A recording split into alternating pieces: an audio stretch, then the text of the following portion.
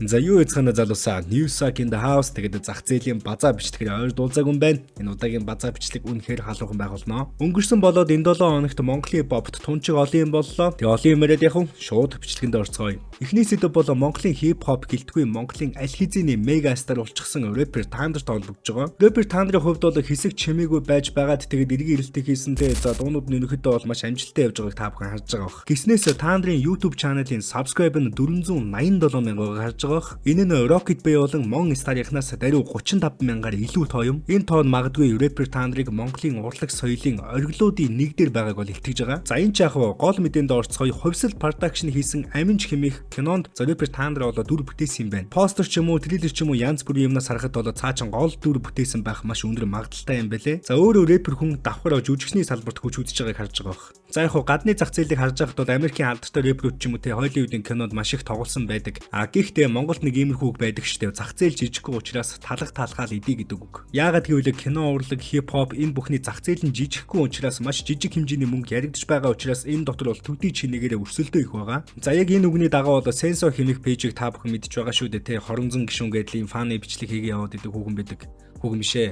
Охин. За энэ хүн пэйж дээрээ талах талхаа идүүлтэй уугна. За нэг иймэрхүү постыг бол нийтлсэн байгаа. Яг хөө нэг талаараа бол ойлгож чинь те хипхоп зах зээл дээр ерөнхийдөө бол тулцсан хэмжээний нэр хүндтэй ирнэ. За ахиж өөр хүний талах булаах ч юм уу. За нэг иймэрхүү үйлдэл хийж байгаа юм шиг харагдчихж болно. Гэхдээ нөгөө өнцгөөс харах юм бол хамгийн сүүлийн жишээ Bagi Official те энэ Bagi бигүүн хоёр гэж та бүхэн мэддэг шүү дээ. 2023 оны 11 сарын 10-нд арчаагүй штэ та хэмээх бол дууга цацсан байгаа. За энэ дуу нь өдгөө 13 сая хандлттай явж байна. Гэх мэдээчлэн энэс өмнө маш олон рэперүүд кинонд тоглож исэн, маш олон жүжигчид бол дуу хийжсэн тийм үү. Тийм учраас яг одоогийн жижигхэн Монголын зах зээл дээр талах талхаа идэнэ гэдэг ойлголт ерөөхдөө бол нэг тийм хоцрогдсон юм шиг үзэл болсон. Чи дуулж чаддаг уу, үгэлж чаддаг уу, аль ёсоор жүжигдэж чадах уу? Үнэхээр чаддаг бол чамд боломж байгаа. Тэгээд л болоо. Энэ бол чөлөөт зах зээл. Спорт сонирхогч залуусаа та бүхэн Melbet-д Newsack 111 гэсэн промо код бүртгүүлээд анхны депозиттоо 100% бонусыг аваарай. Энэ бол Melbet. За дараагийн сэдэв бол Black Squad-аас зохиодог рэп дивжэйтэй холбогдож байгаа. За рэп дивжэйгийн цагаан сарын тусгай дугаар удахгүй цацагдах гэж байгаа юм байлээ. Highlights нь бол үтсэн. Тэгээд season 1-ийн champ Payback бол нэг иймэрхүү punchline-ыг хэлсэн байгаа. Тэгээд энэ үгээр бол тэ одоо Gangbang Баянаг бол батал дуудсан. Йоо, газ батал ороод карьергүй болчихно гэж айдаг рэперүүд Payback гэж хүүхдтэйвэрээ. Чадваргүй рэперүүдийг илчлээ.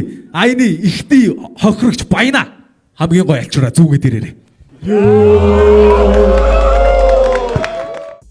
Рэп дивжэйгийн тусгай дугаарын тийсрийг үзэж байхад рэпер Мараос очсон ерөнхийдөө батл хийжээс харагдсан. За гэх мэтчлэн баталд орох сонирхолтой рэпер залуучууд бол ерөнхийдөө рэп дивжэйрээ бол зүгэлж байгаа. За яг энэ үед нь бол мэдээж Мара урилгыг нь хүлээж аваад оролцсон ойлгомжтой. Харин Баянад бас ерөнхийдөө тэ урилга бас явуулах байх. Payback-ийн хувьд бол нэлээд хатуу хэлсэн байгаа. Тэгээд чадваргүй рэперүүдийг илчлэн эхний хүн бол одоо Баяна гэж хэлсэн. Тэгэхээр бол шууд утгаараа Баянаг ерөөсөө чадвар үгээ чи чадвартай юм бол зүгээр над дээр ирээд хаалц урт тулчгаа нэг иймэрхүү зүйлийг л ярьсан. За миний бодлоор бол Баянаг би ерөөсөө урт чадваргүй хүн гэж хардаггүй. Баянаг бас тийм хипхоп хүн гэж хардаггүй. Зүгээр харин тэр хайрын дуу дуулдаг те тэр мэдрэмжийг маш сайн мэдрүүлдэг. Тэр салбартаа бол Баяна бол мэдээж нэлээд дээгүүр орно. Мэдээж рэпер болгон батл хийх албагүй. Тэгээ батл хийж чаддаг байх ямар ч алба байхгүй. Тэдний хийж байгаа зүйл бол батл биш уран бүтээл урлагийн илэрхийлэмж байгаа. Жишээлх юм бол рэп дэмбэ рэп дивжэд үнэхээр сайн баталдаг хүн хизээч гоё дуу хийж чаддаггүй шүү дээ тийм үү. Яг энэнтэй агаар нэг зүйл юм шиг санагдчихэв. Рэп батл, рэп дуу дотроо яг адилхан сонсогдож байгаа боловч нэг салбарт байгаа боловч дотроо хоёулаа ингэж бас өөр ангилал, өөр сегментэд хуваагдаж байна. Хамгийн гол нь би Баянаг өмөрөх гээд байгаа асуудал ерөөсөө огт биш шүү. Зүгээр л энэ хоёр хоорондоо ондоо зүйл юм а гэдгийг л ойлгуулах гээд байгаа.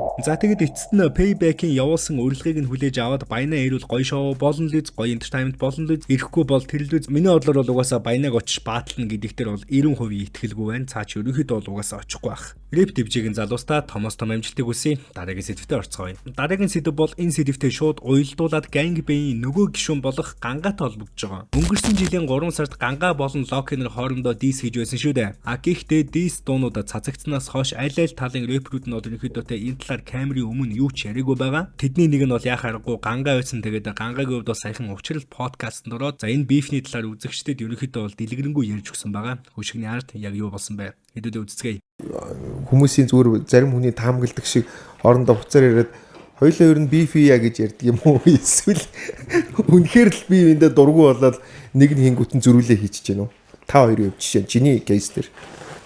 Мэдхгүй би одоо яагаад Локиг надад дургу болсныг нь бол мэдхгүй. Тэгээд уг суурь нь бол нөгөө нэг одоо тийм зохиолын хипхоп дуулдаг, хайрын дуучин, mumble rap чинь тэр гэдэг ч юм уу. Тийм одоо шал өөр кейсний хүн шүү дээ заадах чинь. Тэгэл над тэр нь дургу байжсэн. Тэгсэн мөртлөө Баянатын найзахгүй.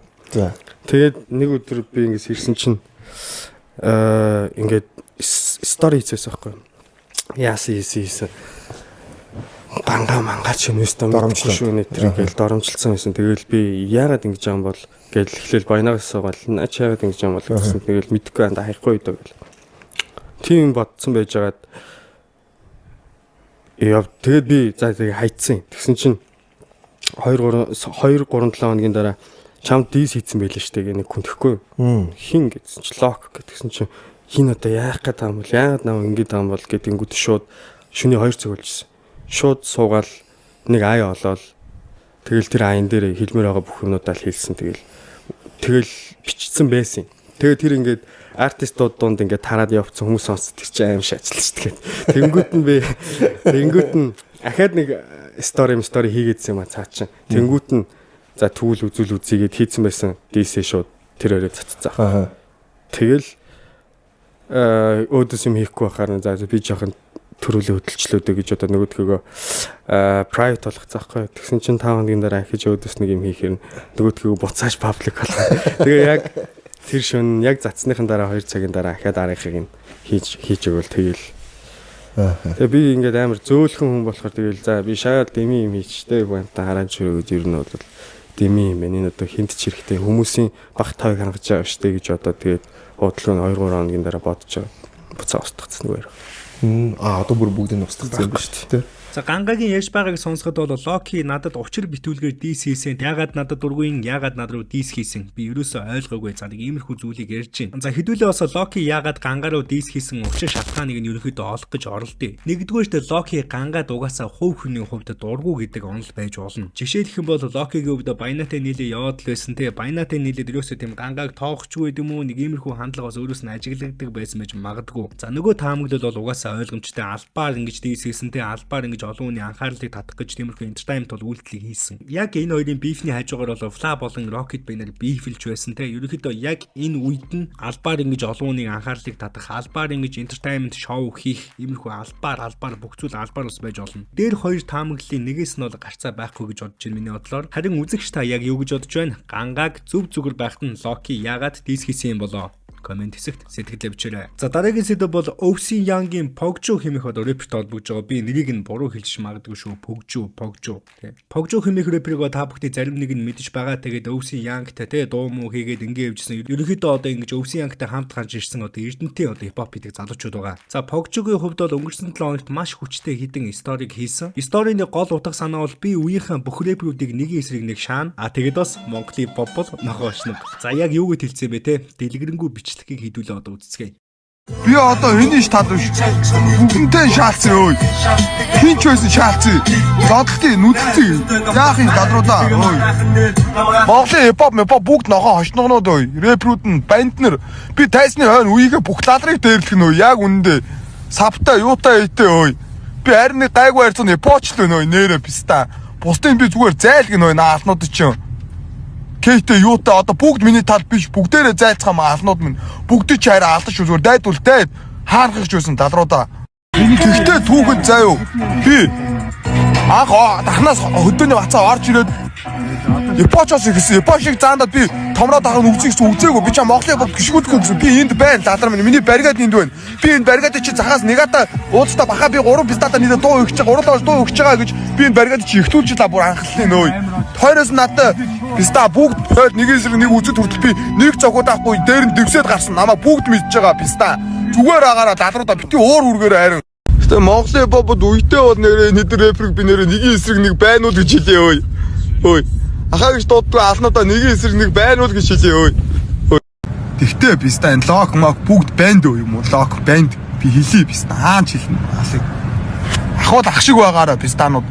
Ир хүн шиг нүүрлүүн хараад тэл худлаа хор хийгээл хойгуур нь гүүгээл дан хог ярьж хог барьсан пистанууд бүгдээр нэгэнд хор хийгээл шаагаад оноотой шившигтэй ир хүн бол ир хүн шиг яасан хамаа гэж тулалтаа писта.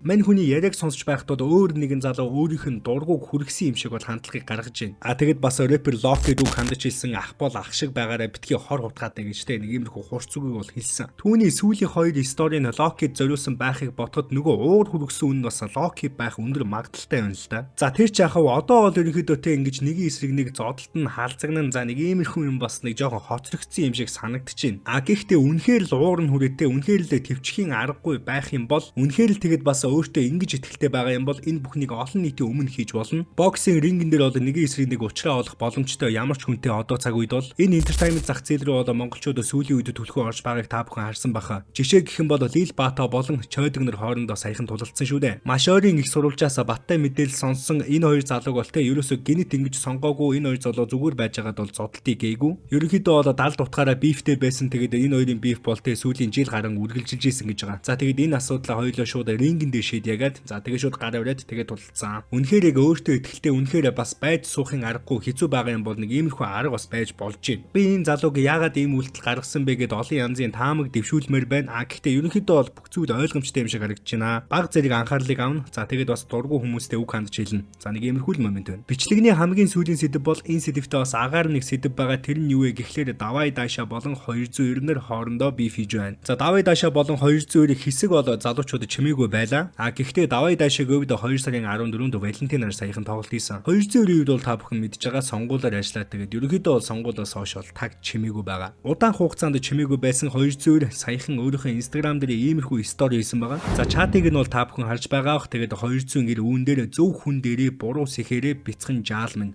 За нэг иймэрхүү утгатай стори хийсэн. Яг энэ сторины хариу болгож давай даашаа өөрийнхөө хаан банкны дансыг өчөөд нэг иймэрхүү стори хийсэн. Ямар ч үг бичээгүй зүгээр л дансаа бичээд хаан банк гэж битцсэн. За энэ сторины утгыг бол ерөнхийдөө би үнэхээр ойлгохгүй байгаа. Ямар ч үг бичээгүй хамгийн гол нь данс руу 290 мөнгө хийх ёстой юм болов аль эсвэл сонсогчд нь одоо ингэж мөнгө хийх ёстой юм болов нэг сайн ойлгоогүй. Ямар гоё стори, ямар гоё чат вэ? Мэ 5000. За энэ хоёр залуугийн хувьд бол яг яагаад бифлэд байна вэ? Хоорондоо өмнө нь хамтдаа уран бүтээл хийжсэн харилцаа бол ерөнхийдөө тун дайжгүй байх ёстой. За чатан дээр бол ерөнхийдөө шаалцсан гэдэг байгаа. Давай даашиг өвд бол өнгөрсөн онд Wolfizonтэй биф хийсэн. За 290 өвд бол өнгөрсөн онд бас Rapper Sashтай биф хийсэн. Ерөнхийдөө бол бас бифлүүл бифэлждэг хоёр. За энэ үйл явдал дээр бол хоёр янзын таамаг гаргаж иж болж байна. За эхний таамаг бол энэ чатнаас ажиглахад энэ хоёр залуугийн дунд ямар нэгэн асуудал үүссэн хувийн бол биф үүссэн байна. За тэгэд улмаар бол яриа байгаа мó чи үнэхээр буруу сэгчийн жаалаа нэг иймэрхүү чат бол өрнсөн. За шаалцыг гэдгийг бол яг ямар утгаар энэ хоёрыг хэлснээр мэдэхгүй. Үнэхээр рингэн дээр гарч тулдах гээд байгаа юм уу? Аль эсвэл уран бүтээлээр юм уу? Бүр аль эсвэл зүгээр л хөшигний ард асуудлаа шийдэх үү? Гэхдээ хөшигний ард асуудлаа шийдэх байсан бол ингэж чатаа скриншот хийж тавихгүй байсан байх гэж бодож байна. Харин хоёр дахь таамаглал нь бол 290 болон давай даашаар албаар ингэж биф хийж байгаа олон хүний анхаарлыг татахын тулд. За энэ хоёр залуугийн хувьд бол удаан хугацаанд уран бүтээл хийгээгүй. Тэгээд удаан хугацааны дараа эргэн ирэлт нь бас хоорондын коллаб бас байж магадгүй. Хамтарсан дууныхаа өмнө албаар ингэж маркетингийн ч үгүй юм уу те ямар нэгэн байдлаар ингэж олон хүний анхаарлыг татах зүйлийг бол хийж байна. За нэг иймэрхүү таамаглаж болж байна. Үзэгч та энэ хоёр залууг жинхнээсээ биф хийж гэнэ гэж бодож байна уу? Аль эсвэл энэ зүгээр л тавилттай маркетингийн стори юу? Комент хэсэгт бидэнтэй сэтгэлдээ хуваалцаарай.